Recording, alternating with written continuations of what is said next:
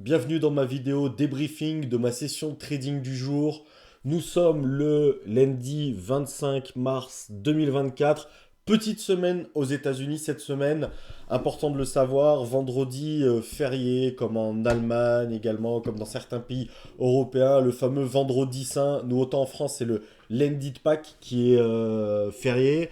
Là, aux États-Unis, c'est le vendredi, donc petite semaine de 4 jours et mini semaine pour moi à mon niveau de 2 jours seulement parce que je vais pouvoir trader aujourd'hui et jeudi. Je pourrai pas trader mardi et mercredi. Et donc jeudi, je ferai la traditionnelle vidéo bilan de mon mois de mars où vous verrez en détail toutes les statistiques. Vidéo intéressante en plus aujourd'hui parce que je suis sur un style de trading qui est un peu différent que ce que je fais habituellement.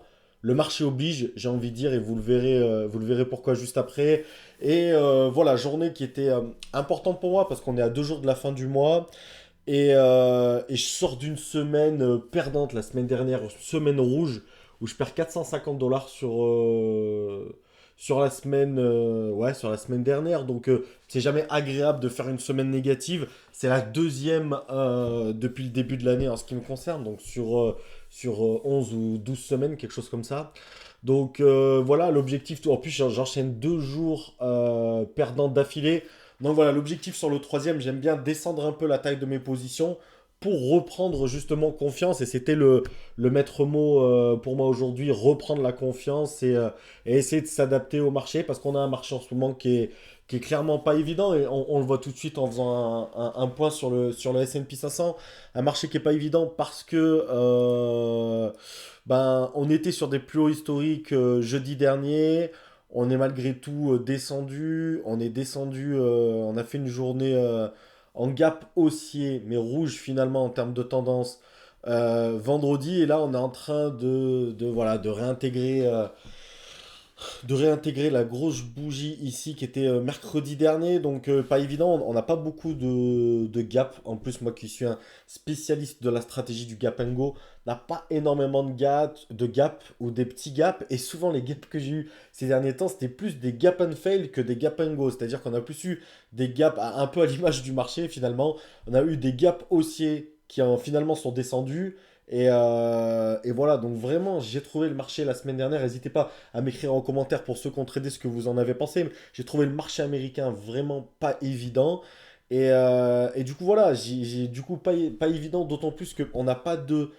C'est difficile d'avoir un a priori pré-séance. Est-ce qu'on va plutôt être baissier, est-ce qu'on va plutôt être haussier? Parfois, on a des news qui font que, on pense que. Et je trouvais que ces derniers temps, voilà, on rangeait pas mal en séance et c'était vraiment pas facile. Donc aujourd'hui, bah voilà, pas du trading de gap. C'est pour ça que je pense qu'il peut être intéressant pour ceux qui vont regarder la vidéo de voir et de comprendre comment je réfléchis certains de mes trades quand je suis hors stratégie de gap and go qui représente ouais, 80% je dirais de mes trades. Après on a 20% de trades où vous le verrez, c'est du trend du range ou c'est du trade de correction, je peux appeler ça, et c'est exactement ce qui s'est passé aujourd'hui. Donc c'est parti pour l'ouverture du marché des actions US. Premier trade par là, je crois, sur Tesla. Voilà. Je bascule sur Tesla. Alors très important et très intéressant. Ici sur Tesla, ce qui va se passer, c'est que bah, vous voyez, on est monté. Alors on a pareil. Là typiquement, on a ouvert en gap baissier ici. On a fait que de monter pendant les 5-6 premières minutes. On consolide un petit peu, on va aller taper les 175 $. Et là, je vais prendre un short sur cette position pour deux raisons. Bah, un, parce que Tesla, au global tendance, et je vais vous le montrer, ça sera vraiment beaucoup plus parlant pour que vous compreniez pourquoi je fais ça. Tesla, vous le voyez, est sur un train de. Tesla est sur un train de baissier, clairement. Et de deux, on voit ici assez nettement d'ailleurs en daily que les 175 $, c'est un niveau important. C'est un niveau sur lequel l'action a rebondi ici. C'est un niveau autour duquel l'action a travaillé ces 4-5 jours.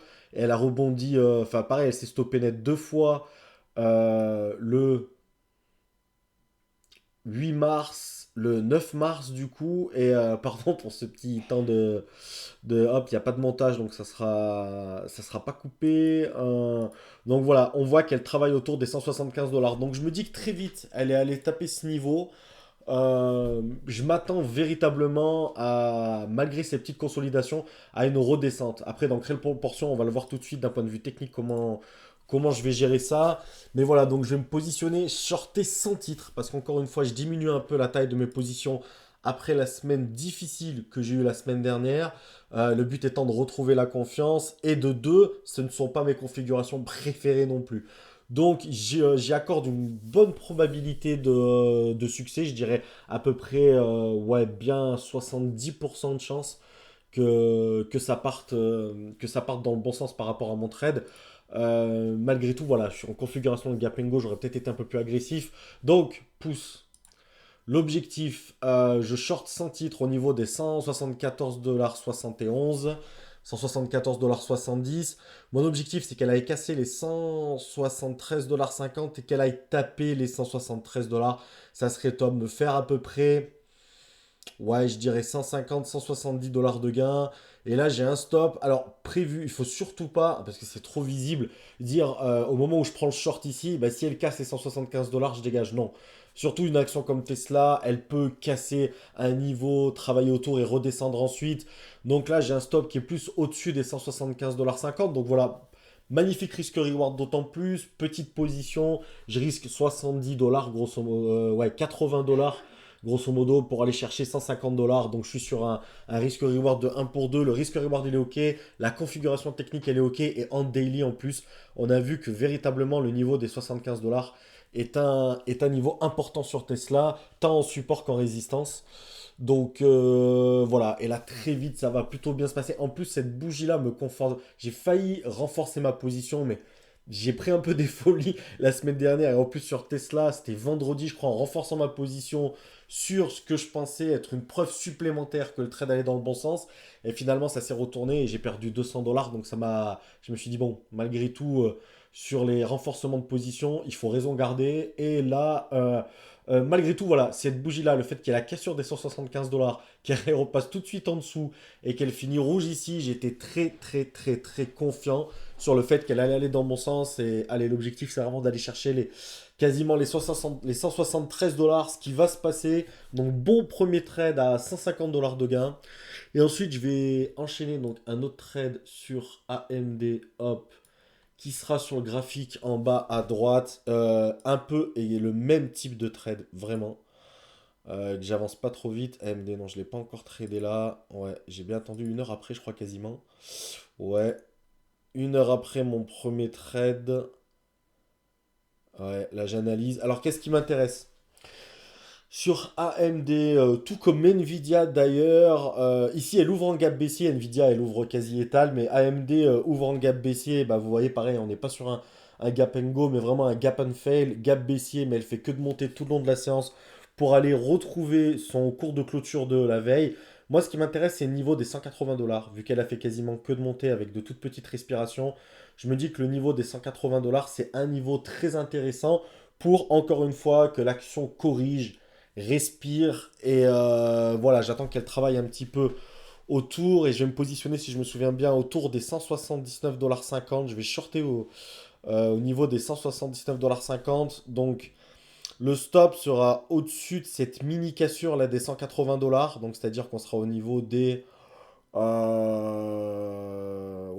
j'attendais que j'anticipe pas trop le... Je crois qu'il va y avoir une autre cassure des 180 $, si je me rappelle bien.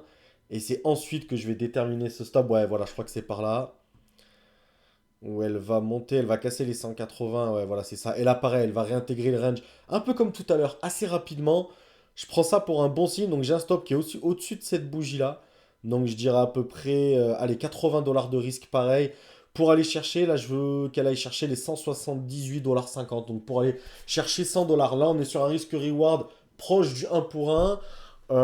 Pareil, je risque pas grand-chose, 80 $ et elle va y aller tout doucement. Je vais prendre mes 100 $ également sur AMD. Sur vraiment, vous l'avez vu, je pense que c'est l'une des premières vidéos que je fais où il y a cette stratégie-là de short et de day trading, presque de scalping, même si je reste quand même plusieurs minutes en position, 4-5 minutes je pense à chaque fois.